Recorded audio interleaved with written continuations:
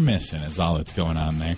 Now, Donna, you got quite the vent today. It sounds like what's going on with you. Well, I wanted to voice my opinion on something that's been bothering me for a really long time.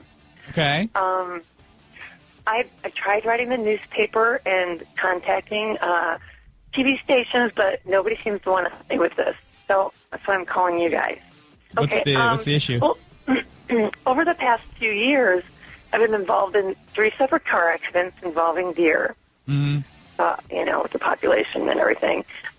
Each of these incidents, they've occurred shortly after I saw a deer crossing sign on the highway. Well, my frustration is that Minnesota and North Dakota Departments of Transportation would allow these deer crossings to be in such high-traffic areas. I mean, I've even seen them on the interstate. Why are we encouraging deer to cross at the interstate? I don't get it. That's such a high-traffic area. I mean, I understand that deer are wild animals and they need to travel across the streets occasionally to survive. And, of course, to find food, but it seems to me that so irresponsible of us to allow these deer crossings to be in areas where these deer are so likely to be struck by oncoming traffic. I mean, wouldn't you agree? I mean, it's just, I mean, you think they would put deer crossings maybe, in, smaller towns, maybe during at a school crossing. It would be a safer place for them to cross. Put the deer crossing sign. Deer crossings aren't telling deer that it's safe to cross there. It's just more of like an alert for drivers so they know it's like a high deer population. The government put the deer crossings there. They can direct the deer population anywhere they want to by moving that deer crossing sign. I mean, why in the world would they place it on the highway or the interstate?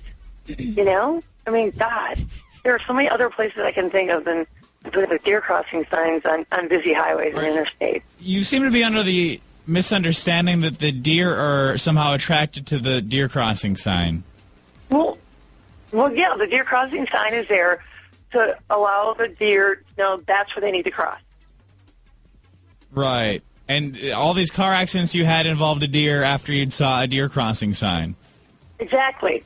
I mean, I'm trying to watch out for the deer, but I mean, speed limit's 55, 65. How am I supposed to, you can't brake really quick if the deer just is crossing in that deer crossing area.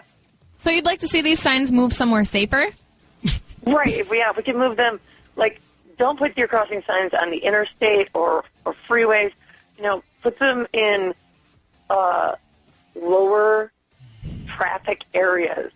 Somewhere where the speed limit's, a lot slower. Maybe small towns. I don't know. I think school crossings is a good idea. Well, listen, we will. You say you've tried to contact quite a few people about this.